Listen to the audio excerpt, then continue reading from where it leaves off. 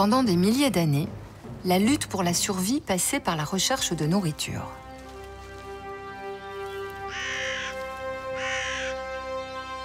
Au fil des saisons, les ressources pouvaient être rares, cueillette et chasse se faisaient bien souvent le ventre vide.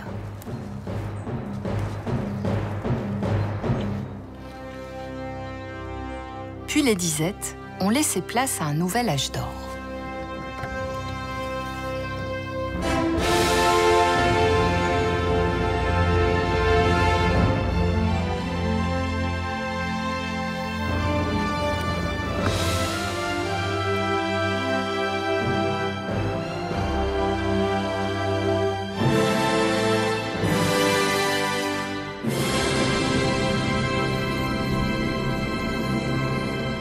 Cette idée que l'abondance d'aliments, le fait que vous pouvez ouvrir votre frigo et manger à toute heure de la journée ou à n'importe quel moment est complètement en discordance avec la manière dont nous avons été fabriqués. Es ist so, wir sind vom Körper, von unserer Genetik so eingestellt, so programmiert, dass es uns am besten geht, wenn wir fasten, essen, fasten, essen. Das ist das Überlebensprogramm der Evolution.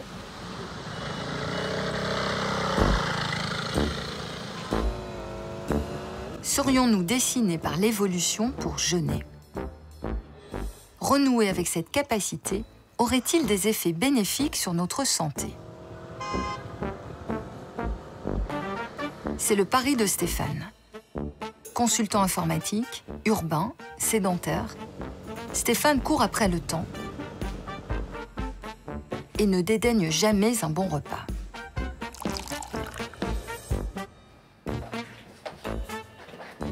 Mais à 50 ans, après une alerte médicale qui l'a conduit aux urgences, il a pris une décision radicale. Stéphane part en cure de jeûne.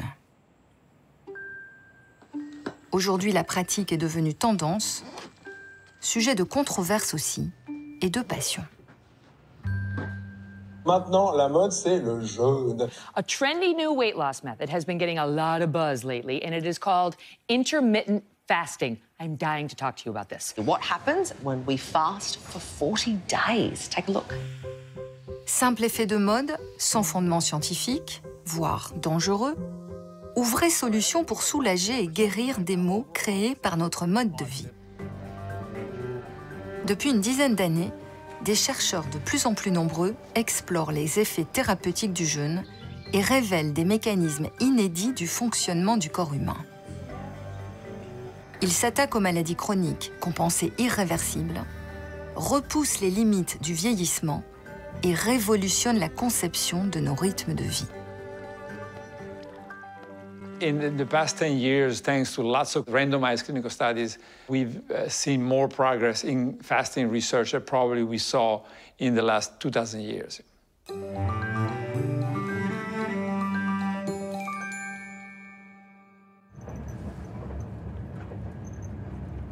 Inquiet pour sa santé, Stéphane a décidé de jeûner pendant 2 semaines. J'appréhende un peu, parce que c'est un pari, c'est assez long. J'espère tenir jusqu'au bout, que ce soit pas trop difficile. Ça bouscule. Meine Damen und Herren, in wenigen Minuten erreicht unser... Le jeûne thérapeutique n'étant pas reconnu en France, Stéphane a dû franchir une frontière pour jeûner sous supervision médicale. Direction l'Allemagne, dans une clinique privée.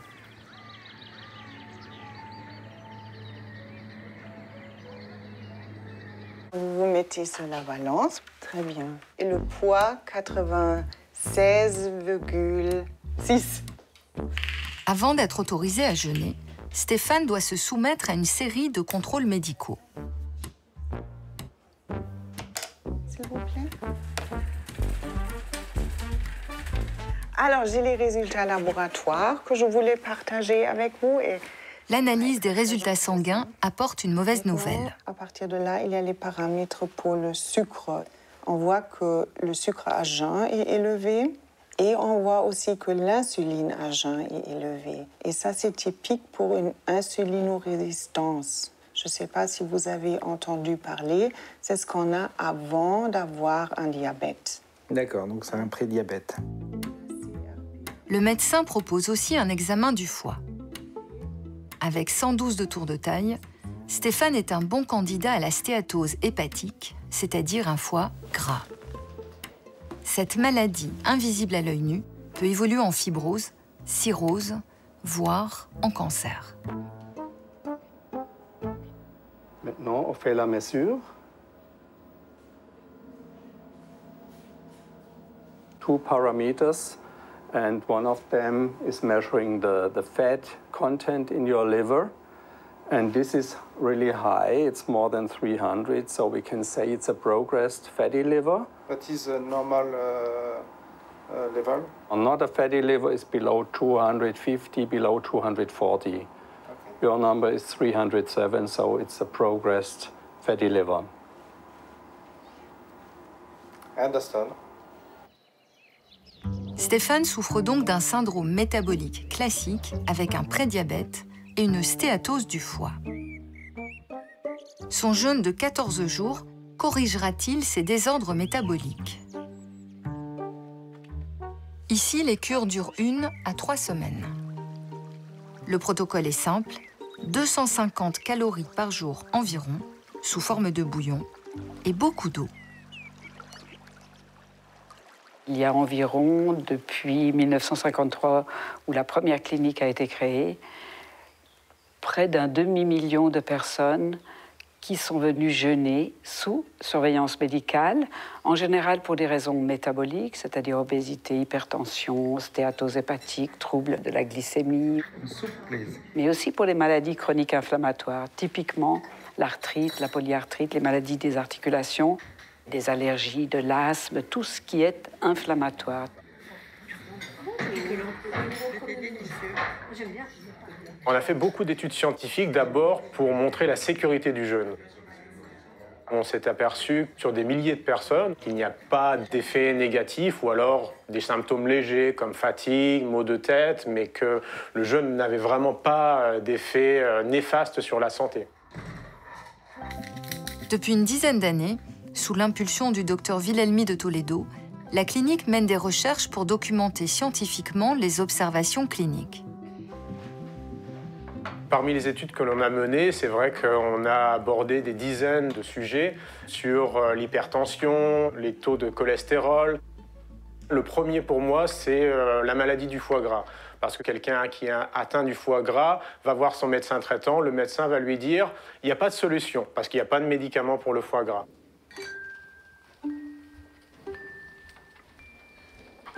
Mais comment le jeûne peut-il soulager, voire guérir? L'absence de nourriture pendant plus de 12 heures environ crée un stress qui déclenche plusieurs mécanismes d'adaptation.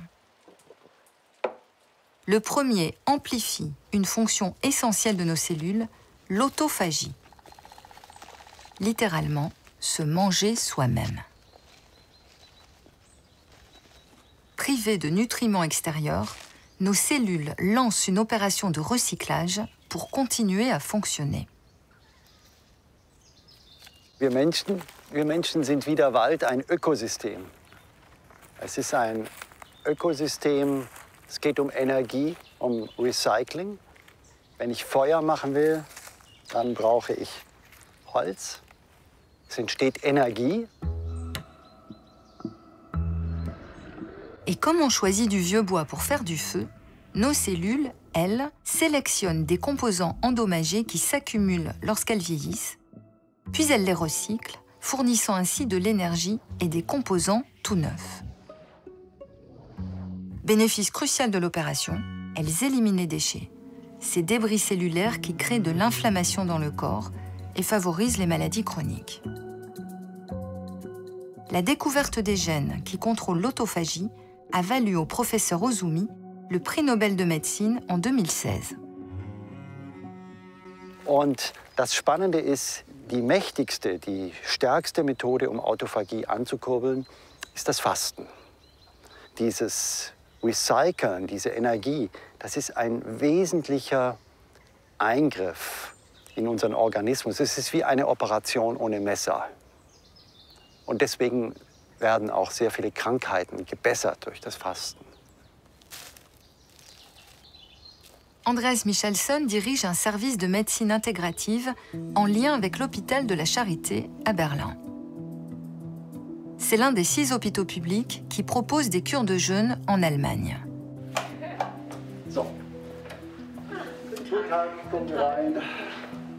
Lorsqu'elles sont prescrites par des médecins, ces cures sont remboursées. La liste d'attente est de 6 mois. Le jeûne attire un nombre croissant de patients atteints de maladies chroniques que la médecine moderne, au mieux, soulage, mais ne guérit pas. Und sonst, wie geht's Ihnen? Viel, viel besser als ich dachte. Also wunderbar eigentlich. Ja. Die Schmerzen sind fast ganz weg. Mal ein bisschen und so nach dem Sport, dann merke ich, dass es wieder anfängt weh zu tun. Aber so wie heute Morgen, da war sogar der Frühsport gut, dass nichts weh tat hinterher. Ich habe jetzt ungefähr so 30.000 bis 40.000 Patienten hier mit dem Fasten begleitet. Es hat sich wirklich sehr viel getan in den letzten 10 Jahren. Ich glaube, der wichtigste Schritt, den wir genommen haben, ist Wissenschaft, ist die Forschung, die es jetzt zum Fasten gibt. Und wir haben eine große Integration, eine Anerkennung bezüglich des Fastens von den anderen Disziplinen, Kardiologie, Onkologie, Rheumatologie, Gastroenterologie. So, hallo Frau Jansen. Cornelia souffre de fibromyalgie, une maladie qui provoque de terribles douleurs musculaires et articulaires. La médecine classique ne dispose d'aucun traitement, au grand désespoir des malades. Also das erste Mal, wie ich hier in die Klinik gekommen bin, bin ich kein Fahrrad mehr gefahren. Ganz langsam bewegt. Das Knie war kaum beweglich. Ich hatte immer Rückenschmerzen, eigentlich unerträglich. Bin viele Jahre zu Ärzten gegangen und habe viele verschiedene Medikamente genommen. Aber der Schmerz war nicht weg. Les médecins ont observé que le jeûne agit d'autant mieux qu'il est associé à d'autres thérapies. Massage, ventouse, cryothérapie, du froid à moins 110 degrés. Die letzte halbe Minute. Et à de l'exercice physique. Le but, éliminer les déchets de l'organisme, stimuler l'autophagie, réduire l'inflammation.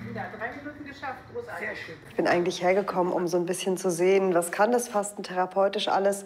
Und das, was mich am meisten beeindruckt hat, waren tatsächlich die Patienten, die mit sehr geschwollenen Gelenken kamen. Und da war nach 24 Stunden, spätestens nach 48 Stunden, war Ruhe im Karton. Das Gelenk sah wieder normal aus. Es war schlank, es war funktional, die Leute hatten keine Schmerzen mehr oder nur noch ganz wenige. Und das hat mich natürlich total fasziniert. Weil sowas hatte ich noch nie gesehen und davon hatte mir auch noch nie jemand im Medizinstudium irgendetwas erzählt. Da dachte ich so, das geht? Ja, das ist möglich. Warum hat mir das noch keiner gesagt? Du syndrome métabolique au microbiote, en passant par les maladies inflammatoires, l'équipe d'Andreas Michelson multiplie les études sur les effets du jeûne.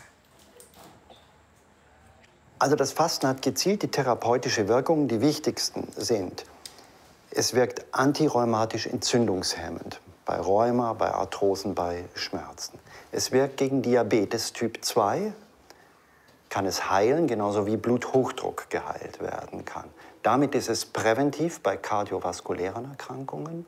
Das sind die wichtigsten Indikationen hier in unserer internistischen Abteilung. Et voici la liste des contre-indications au jeûne établie par les médecins allemands.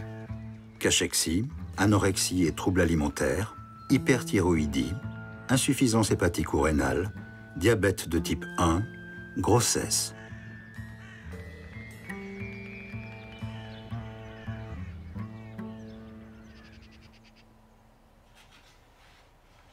Stéphane entame son 3e jour de jeûne. Il marche pourtant 2 heures par jour, plusieurs kilomètres, sans faiblir.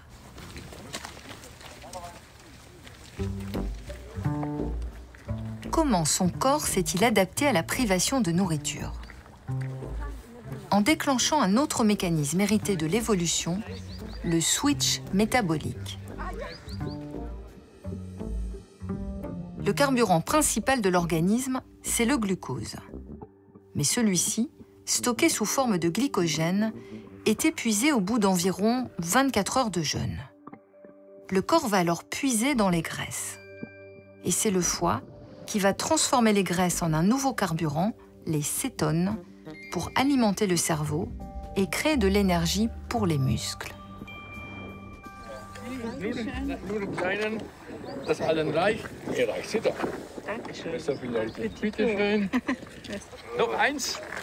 J'en suis au 13e jour. Ah, le 13e jour, ça fait déjà bien. Là, je sens les montées. C'est presque la fin. Ah non, jusqu'à 22. À 22, donc le cycle long. Là. Ouais. C'est plus long. Oh, sorry.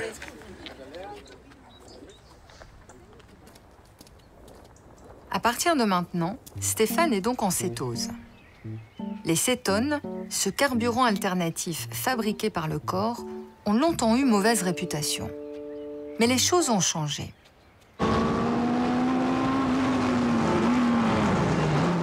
Et si les cétones n'étaient pas seulement un carburant de substitution, mais un super carburant qui permettrait de fonctionner plus vite, plus fort, plus longtemps.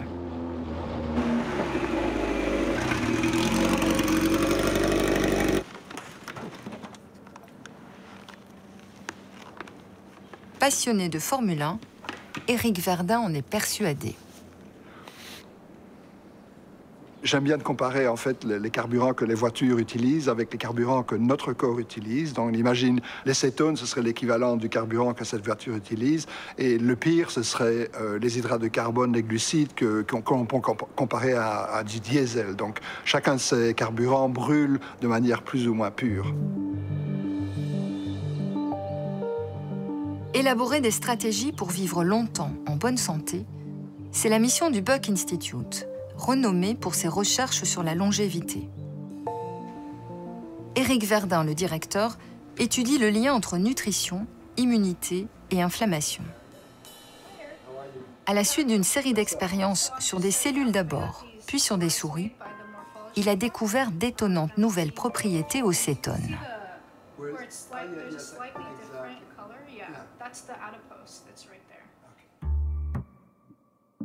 Les chercheurs ont comparé deux groupes de souris. L'un mange normalement, l'autre est en cétose. Les souris sont ensuite soumises à des tests d'exploration, de mémoire visuelle et de reconnaissance d'un nouvel objet. Et les souris placées en cétose régulièrement tout au long de leur vie réussissent mieux que celles qui ont mangé normalement. Leur mémoire s'améliore même en vieillissant. La vision classique des cétones, c'est un carburant, donc c'est une forme d'énergie que vos cellules utilisent pendant le jeûne. Ce qu'on a pu montrer, c'est que ce sont des molécules qui signalent. Donc elles ont la capacité de changer la manière dont une cellule fonctionne, et notamment d'induire une protection contre le stress oxydatif. Le stress oxydatif, c'est un peu comme de la rouille qui infiltre les défenses de la cellule et accélère son vieillissement. L'équipe d'Éric Verdun a montré que les cétones activent les gènes qui protègent contre ce stress oxydatif. Et donc ça permettait directement de faire un lien entre ce qu'on savait sur les cétones et en fait le potentiel qu'elles avaient d'augmenter l'espérance de vie et de protéger contre les maladies. Les cétones ralentiraient donc le vieillissement. Éric Verdun a cherché la formule pour les synthétiser et en a trouvé une.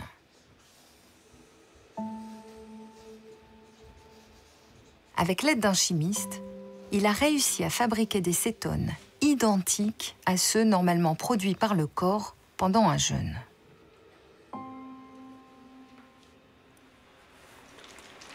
Donc, secouer d'abord.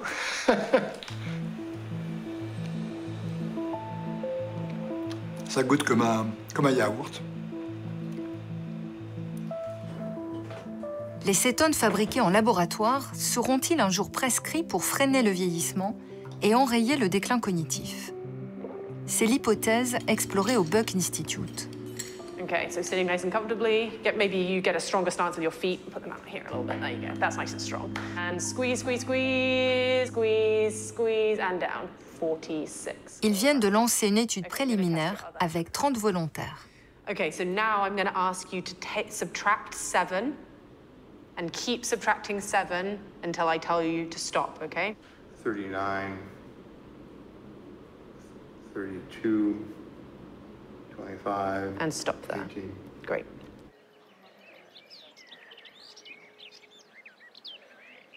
Sixième jour de jeûne pour Stéphane.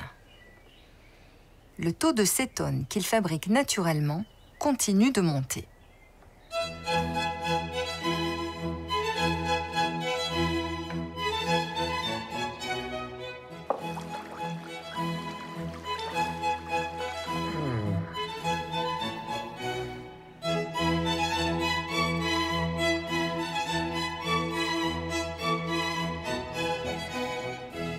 I think what's so powerful about fasting, that's why it acts on so many different systems, that it's just exploding the ability of the body to repair itself, right?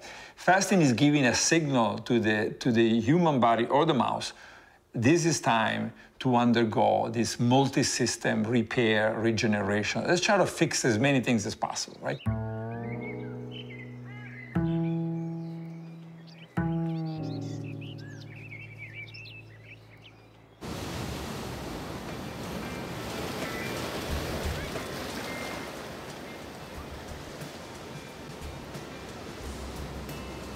Walter Longo explore les effets de la restriction alimentaire depuis près de 30 ans. Né en Italie, il a émigré à 16 ans aux États-Unis pour devenir une rockstar.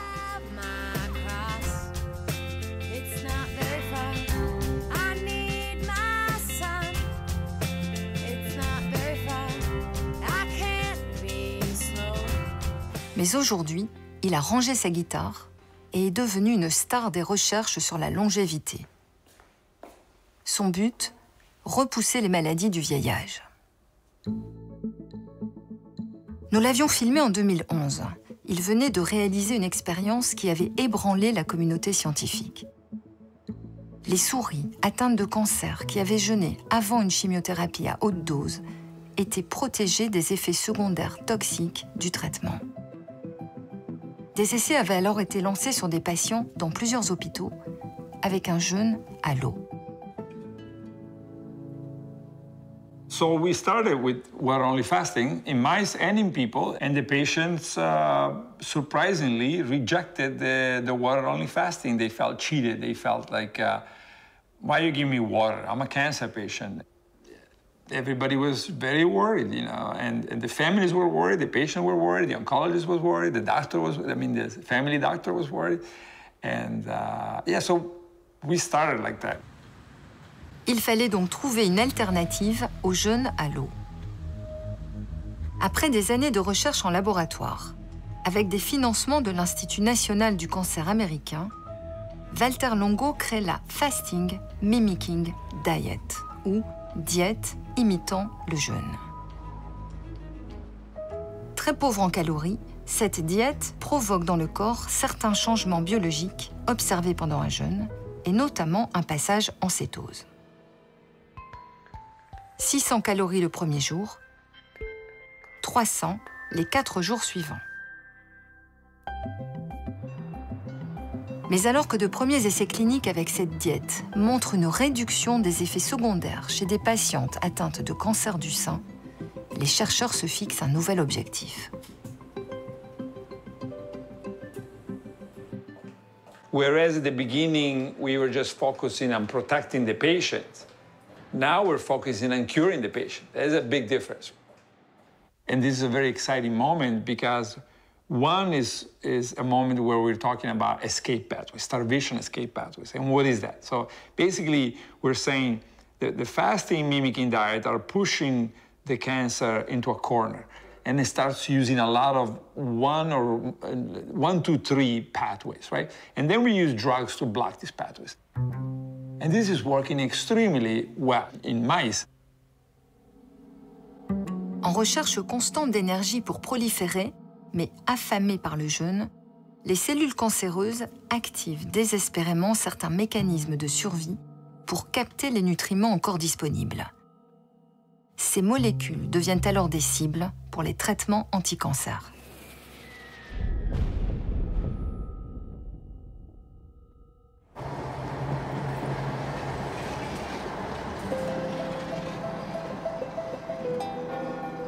Passer des souris à l'humain, c'est toujours l'enjeu majeur en biologie. Chef de service dans l'un des plus grands centres anti-cancer italiens, le professeur Vernieri est l'un des nombreux chercheurs qui collaborent avec Walter Longo. Le cancérologue a proposé à une centaine de patients, dont 75% à un stade avancé, avec métastase, de suivre plusieurs cures de diète imitant le jeûne, en combinaison avec les traitements anti-cancer classiques. We demonstrated with this very first clinical trial that this 5-day fasting weekend diet approach is safe and feasible in cancer patients. The vast majority of patients do not progressively lose weight during subsequent fasting weekend diet cycles. This is very important because you know that cachexia, malnutrition, sarcopenia may be important problems in some cancer patients. And so this is not the case, provided that patients are, again, followed and managed in the proper manner by physicians and nutritionists. Mais le jeûne chez les patients provoque-t-il les mêmes effets biologiques que chez la souris? So what we found in the blood of these patients was a significant and consistent reduction of blood glucose, insulin, insulin-like growth factor 1 levels, and this was paralleled by an increase in plasma and in urinary ketone bodies. And these metabolic effects recapitulate the metabolic changes that are responsible for the anti-cancer effects of fasting in mice. Les chercheurs observent que le jeûne agit aussi à un autre niveau, tout aussi important. The other finding had to do with the immune system attacking the cancers, right? So they looked at the infiltration of the immune cells into the cancer.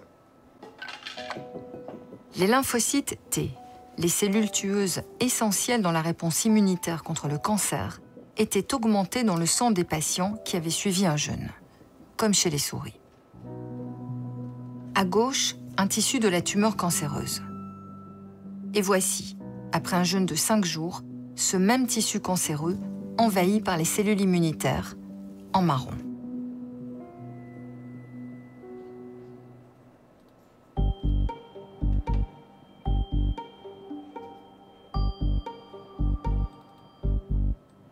Pour 5 patients, le résultat a été suffisamment exceptionnel pour que les chercheurs publient une étude spécifique sur leur cas. There were some patients with highly aggressive and deadly malignancies, such as patients with advanced pancreatic adenocarcinoma or patients with extensive stage small cell lung cancer or advanced triple-negative breast cancer who achieved complete and long-lasting tumor remissions. And so it is quite rare, or very, very rare, to observe these complete and long-lasting tumor remissions. And some of these patients may be definitely cured. Aussi extraordinaires soient les résultats de cette étude, ils doivent à présent être confirmés par de larges essais cliniques. There's probably over 20 clinical trials on either fasting or fasting-mimicking diet in cancer, representing hundreds of patients in many different types of cancers, right? So I encourage oncologists to start reading the literature.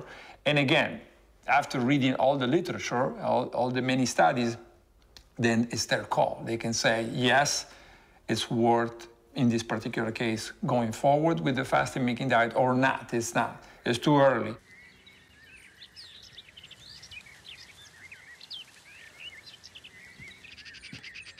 Dixième jour de jeûne pour Stéphane, plus que 4 jours sans nourriture, et jusque-là, tout va bien.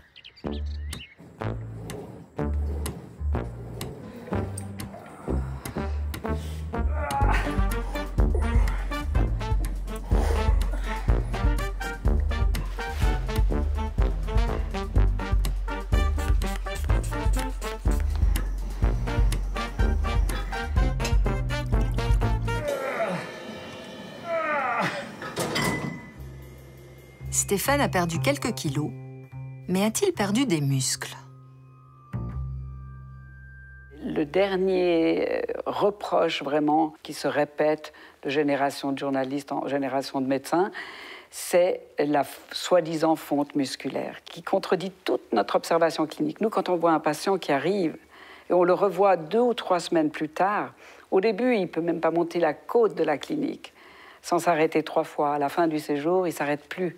Il la monte d'un pas léger. Donc, on voyait bien que la performance musculaire s'améliore, la performance cardiaque aussi. Mais il fallait documenter ça et d'une façon très, très convaincante. La clinique lance l'étude Genesis avec des chercheurs français. Le professeur Pierre Croisille et la physicienne Magali Vialon ont mesuré par IRM les effets d'un jeûne de 12 jours. Un jeûne d'une telle durée a-t-il des effets délétères sur les organes et notamment sur les muscles? Quand on jeûne, on perd du poids. Ça, c'est certain. Dans le Genesis, les gens ont perdu, grosso modo, 6 kilos en moyenne. La vraie question, c'est sur ces 6 kilos, qu'est-ce qui est de l'eau, qu'est-ce qui est de la graisse, qu'est-ce qui est du muscle? Cette étude est une première. Elle est fondamentale. Elle pourrait soit balayer les craintes des détracteurs du jeûne, soit les conforter en cas de fonte musculaire. 32 jeûneurs de tous âges ont passé des IRM avant leur cure, à la fin des 12 jours, puis 1 et 4 mois après. Près de 70 000 images ont été réalisées pour chaque jeûneur.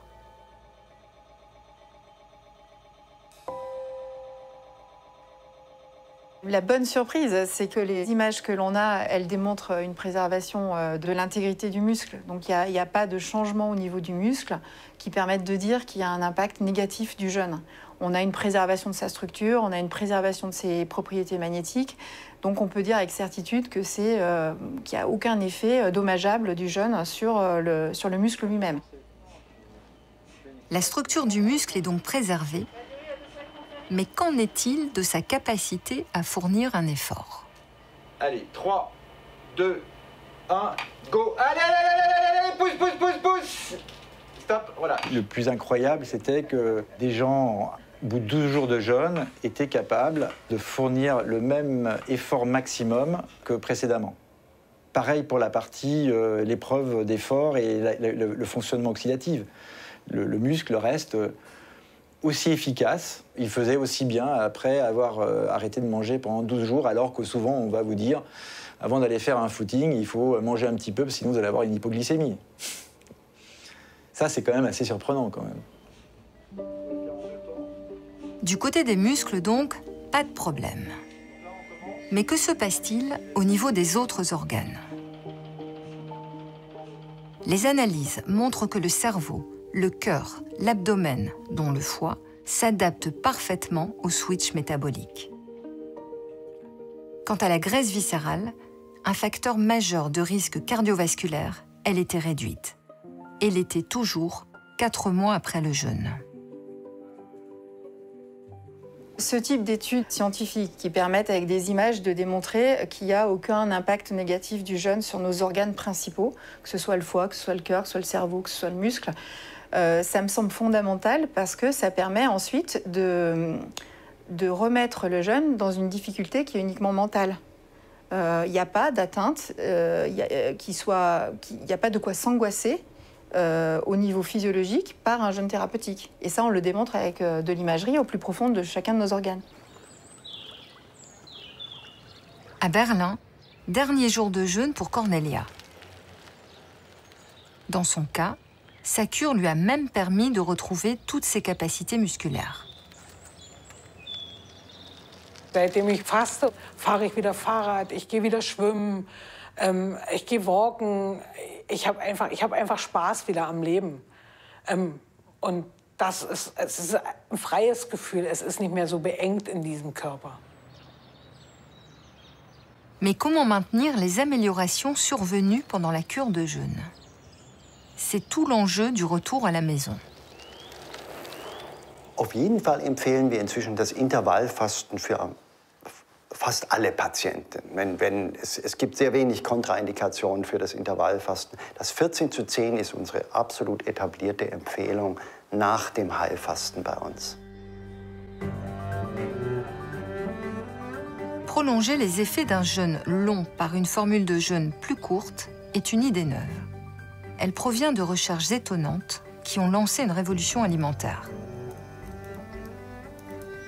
Parmi les acteurs majeurs de cette révolution, Mark Mattson et Sachin Panda.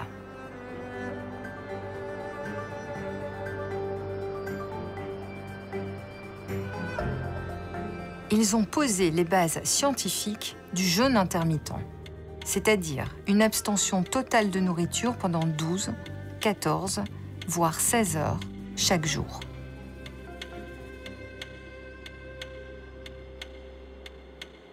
When we first started this research in the 1990s, we had no idea that our basic research would end up in such a big thing, not only within science or even clinical science, but society-wide, where intermittent fasting is now a very big thing. All right, this is it. Fast number 1 starts now. I tried intermittent fasting every day for 30 days. You may have heard of it before. Intermittent fasting. Intermittent fasting. On appelle ça un jeûne intermittent. Ça a le vent en poupe. Ça consiste en quoi? En quelques années, le jeûne intermittent est devenu un véritable phénomène de société. Cette aventure a débuté à l'Institut national du vieillissement aux États-Unis avec Mark Mattson, spécialiste des maladies neurodégénératives. Le chercheur a voulu savoir si un jeûne intermittent aurait une influence sur le fonctionnement du cerveau. Dans ce test, pour sortir de l'eau, des souris Alzheimer doivent retrouver une plateforme immergée qu'on leur a montrée précédemment. La souris Alzheimer qui a mangé normalement nage, nage et nage encore. So it isn't able to escape from the water and climb onto this platform because it doesn't remember the location of the platform in the pool. Mattson refait alors l'expérience, mais cette fois, la souris Alzheimer pratique un jeûne intermittent depuis plusieurs mois. The Alzheimer's mouse that did on intermittent fasting has preserved its learning and memory. It remembers, goes right to it. Huge difference. A huge difference. That's a very striking finding.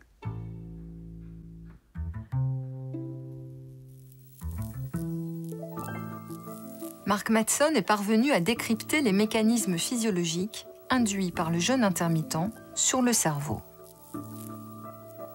When you're in a fasted state, there's neural circuits in many regions of the brain that their activity increases. So that's what's increasing the stress in the neurons, and that makes them function better. Le jeûne intermittent induit chez les souris la production de molécules actives nommées facteurs neurotrophiques. Ces molécules vont alors stimuler la création de nouveaux neurones dans l'hippocampe, une zone du cerveau justement impliquée dans l'apprentissage et la mémoire. Mattson rappelle que dans le règne animal, humain compris, un cerveau affamé a intérêt à avoir des neurones efficaces pour survivre. And that makes sense. They're more active because your brain has to be able to figure out how am I going to find food. Of course, now I just go to the refrigerator, but in our ancestors, hunter-gatherers, they have to be visualizing miles and miles of territory and what's there, what time of year, what time of day, what has been the habits of the prey animal, and so on. Comme un écho à cette recherche ancestrale de nourriture, Mattson observe aussi un effet positif du jeûne intermittent sur l'ensemble de l'organisme. Pourquoi? La dernière pièce du puzzle, c'est Sachin Panda qui va l'apporter avec ses recherches sur les rythmes circadiens. Notre organisme est régi par des cycles de 24 heures. Des horloges biologiques internes, synchronisées entre elles par l'alternance du jour et de la nuit. ces horloges régulent de nombreux processus biologiques, comme le sommeil ou la digestion, en fonction des heures. La découverte des mécanismes moléculaires contrôlant ces rythmes a valu en 2017 un prix Nobel de médecine à 3 autres chercheurs. This was incredible that we actually have a pre-programmed plan in our body to perform at our peak performance every single hour of the day. Notre mode de vie peut-il dérégler ces horloges internes? Une série d'expériences va le démontrer. 2 groupes de souris vont consommer la même nourriture, riche en graisse et en sucre. Un groupe mange à n'importe quelle heure, 24 heures sur 24. L'autre groupe est en jeûne intermittent et ne mange que 10 heures par jour. 4 mois plus tard, les souris du premier groupe sont devenues obèses, diabétiques, avec un foie gras et des complications cardiovasculaires. To our surprise, the second group of mice that ate the same number of calories from the same unhealthy diet were completely healthy. They also developed more endurance to run better and be healthier. I mean, at that time, it didn't hit me that hard, but now I realize that this is a major breakthrough over the last 150 years of nutrition research. La conclusion de l'étude devient un slogan « Mieux vaut compter les heures que les calories ». C'est tellement révolutionnaire que la communauté scientifique réagit avec scepticisme. Sachin Panda inverse alors l'expérience. Cette fois, ce sont des souris obèses qui vont jeûner 14 heures chaque jour, un rythme alimentaire qui respecte leur horloge biologique interne. Et les souris perdent du poids, leur santé s'améliore. So that's when it was a real eureka moment because it prevents and reverses. So that means we can use it to prevent, manage, and reverse metabolic disease potentially in humans. Nos rythmes alimentaires pourraient-ils dérégler notre horloge interne au point de favoriser les maladies métaboliques en pleine expansion dans notre monde moderne?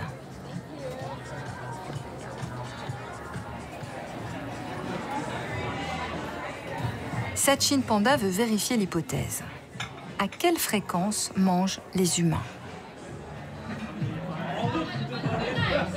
Se pourrait-il que, comme les souris, ils tombent malades parce qu'ils ne font pas de pause alimentaire suffisamment longue?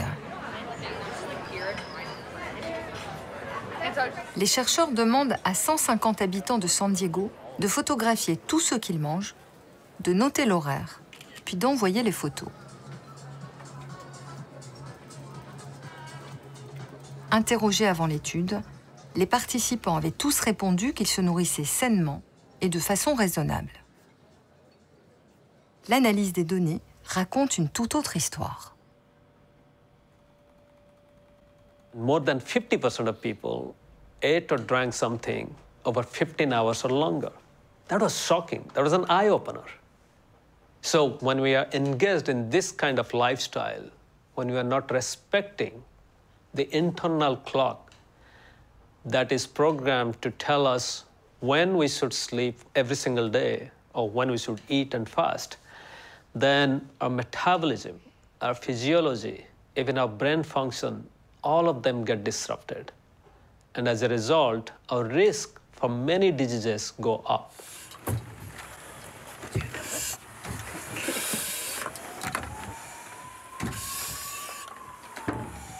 Les chercheurs du Salk Institute s'intéressent alors à une population bien particulière qui travaille en horaire décalé.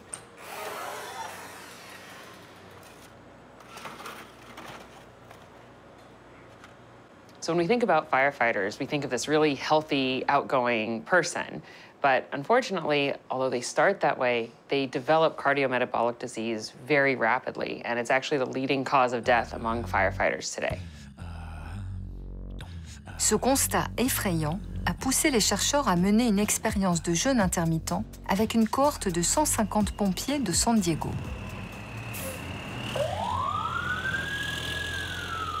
Horaires décalés, travail stressant, les pompiers sont abonnés au grignotage. Les chercheurs leur proposent un jeûne quotidien de 14 heures pendant 3 mois. Éliminer le snacking, le pari n'était pas si facile à tenir. What we found is that time-restricted eating is a feasible strategy in shift workers like firefighters. And in a subgroup of firefighters who had underlying cardiometabolic disease, we saw some benefits, including decreased blood pressure. En 3 mois seulement, la cardiologue Pam Taube, qui a supervisé l'étude, a observé des améliorations. I think time-restricted eating is a really important lifestyle strategy for tackling cardiometabolic disease. We have so many drug therapies, but these drugs are expensive, and so it's really important to start with good lifestyle strategies because it's cheap, and we've seen with time-restricted eating, it's actually sustainable over time, because once someone gets into the habit of doing time-restricted eating, they start to feel better, and it's a self-reinforcing habit.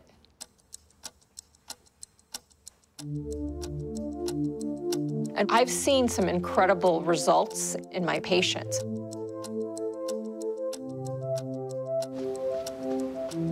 Many people in my lab started doing time-restricted eating themselves.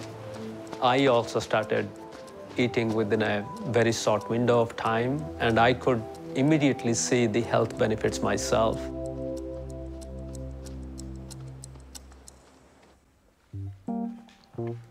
Il n'y a pas de consensus scientifique sur la durée idéale du jeûne intermittent, entre 12 et 16 heures chaque jour. Mais les chercheurs s'accordent pour ne le conseiller qu'à partir de l'âge adulte. Pour répondre aux médecins de plus en plus nombreux à s'interroger sur la pratique, un prestigieux journal scientifique a demandé à Mark Mattson de rédiger une synthèse de ses effets sur la santé. I think now there's enough evidence from human studies that doctors should prescribe intermittent fasting for people with obesity and diabetes, or people at risk for those conditions. And in fact, in the case of diabetes, in many cases, patients reverse the diabetes and no longer need drugs to control their diabetes.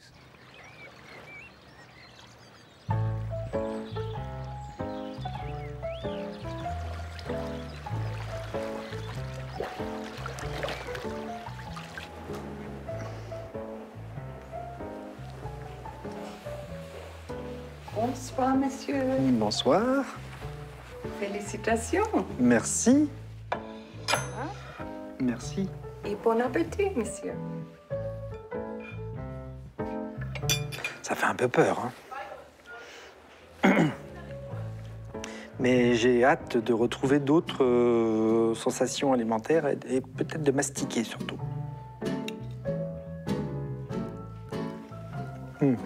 C'est bien croqué.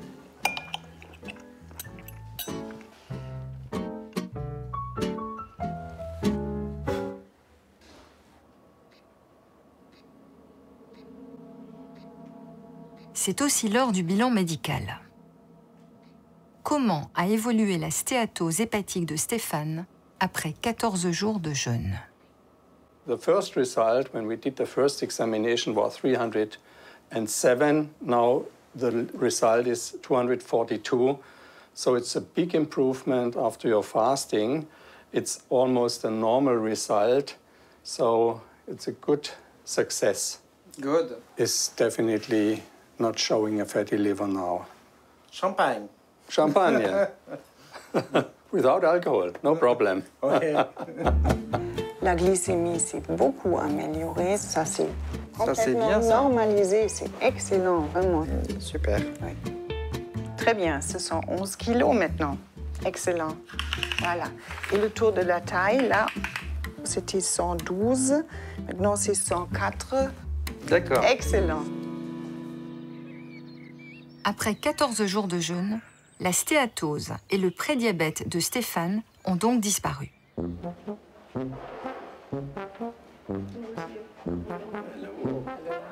Il a perdu 11 kilos et 8 cm de tour de taille.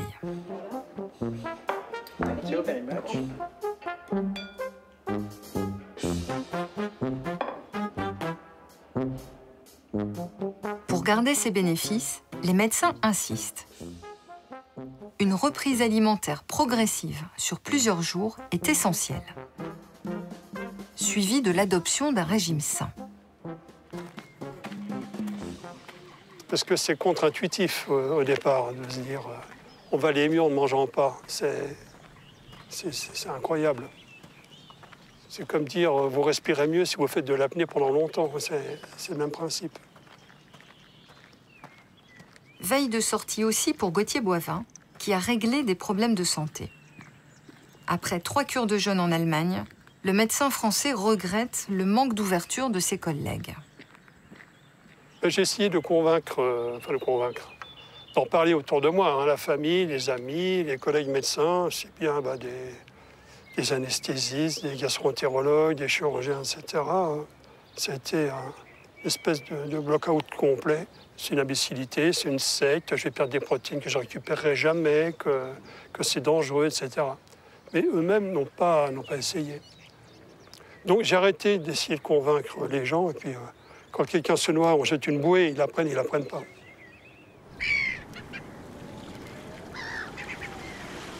On y va. En France pourtant, des médecins tentent de faire bouger les lignes. Ils le font en marchant, parmi d'autres jeûneurs. Ensemble, ils ont parcouru 100 km en 5 jours, du Mont-Saint-Michel à Saint-Malo, sans manger. Contraste saisissant avec l'Allemagne, ils affrontent des temps difficiles. En France, on a une espèce d'énorme méfiance qui évidemment s'appuie sur les débordements qu'il y a toujours dans toutes les activités. Il y a toujours des bandits, des charlatans, des margoulins qui vont pouvoir être épinglés pour donner une très mauvaise image d'une pratique. Documenter la pratique pour rassurer les autorités de santé, former des médecins à l'accompagnement du jeûne, comme en Allemagne, tels sont les buts de l'Académie médicale du jeûne, créée par quelques médecins français. Quand on s'intéresse à la littérature internationale, américaine, allemande, anglaise, australienne, enfin bon, beaucoup en langue anglaise, la somme des publications, elle est immense. Et c'est complètement stupéfiant que des médecins qui s'intéressent à la santé ne voient pas là le trésor thérapeutique qui peut-être est à explorer. Dans un rapport sur les pratiques de soins non conventionnelles, publié en juin 2023, le Conseil national de l'Ordre des médecins français dénonce les indications supposées par les promoteurs du jeûne et ajoute: Il n'existe à ce jour pas d'études scientifiques suffisamment nombreuses et rigoureuses permettant de conclure quant à son efficacité thérapeutique ou préventive. To just say fasting is uncertain and try to kill the field is very bad, right? It just helps the status quo. It helps us keep going with this very expensive healthcare system that doesn't work. France is way up ahead of the United States, right? But it's moving in the same direction. So France should be keeping in mind that you want to keep going with drugs, you're going to end up like the United States.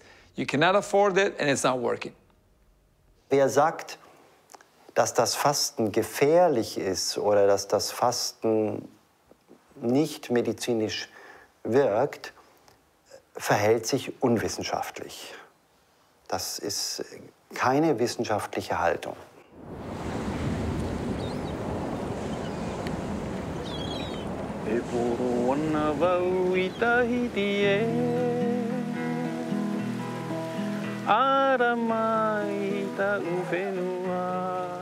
C'est peut-être loin de l'Hexagone, dans un coin de France du bout du monde, qu'une révolution en santé publique se prépare.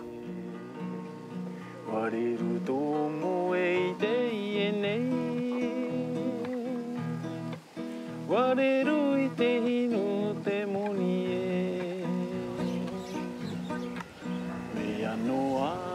peuple polynésien est malade. Les chiffres ici à Tahiti, c'est 75% de la population est en surpoids et 48% est en obésité, c'est-à-dire la moitié de la population est obèse. Et 22% souffrent du diabète. De tristes records planétaires.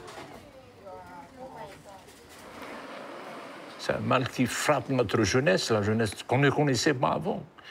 Parce qu'avant, on avait une autre façon de s'alimenter. C'est très bien. Avec l'obésité, ensuite c'est le diabète, ensuite c'est quoi? C'est le cancer et toutes les complications possibles et imaginables. Nous sommes atteints de tout ça. Et on ne peut pas construire un pays avec ça. C'est pas possible. Comment résister à ce tsunami sanitaire? Il est 4h30 et dans la solitude de la nuit, le président de Polynésie redoute ce scénario crépusculaire. On se dit qu'il faut un sursaut. Il faut un sursaut de la société et souvent, il faut à la base de ce sursaut une décision politique. C'est ce qu'on a commencé à faire depuis qu'on est là. Pour la première fois au monde, un gouvernement a inscrit le jeûne dans la politique de santé publique. La loi a été votée à l'unanimité par l'Assemblée territoriale de Polynésie en août 2023. Usant de leur autonomie en matière de santé, les Polynésiens tentent de reprendre leur santé en main. On nous a installés dans un système de pensée où à chaque maladie, il faut un médicament. Alors qu'en fait, l'idéal, ce serait qu'on ne tombe pas malade. et pour éviter de tomber malade, le jeûne est un outil. Ce n'est pas le seul outil, mais c'est un outil extraordinaire. Alors évidemment, c'est certainement pas très populaire auprès de certains lobbies qui préféraient nous voir consommer toujours plus pour tomber malade, pour pouvoir nous vendre des pilules. Le jeûne, c'est une composante qu'on estime essentielle dans cette politique de rééducation alimentaire, de rééducation au rapport déjà à l'alimentation. La volonté politique désormais inscrite dans la loi serait-elle le prélude à une prise de conscience individuelle pour un retour à une alimentation plus saine? Le défi est immense. Avec l'éducation qui a été faite dans notre pays, des fois j'ai l'impression que le médecin est devenu un magicien. Il est capable de tout et tout ça. Et on est en train de changer cette vision-là pour dire que le meilleur médecin, c'est toi-même. La santé dépend de toi. Voilà.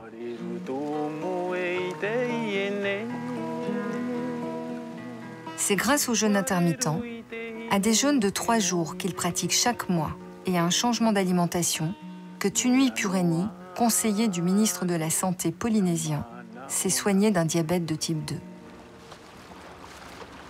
En 6 ans, il a perdu 33 kilos et ne prend plus aucun traitement. Tunui a renoué avec la frugalité de ses ancêtres, ces marins hors du commun qui traversaient les mers à bord d'étroites pirogues, parfois à court de provisions, au terme de leurs longues expéditions.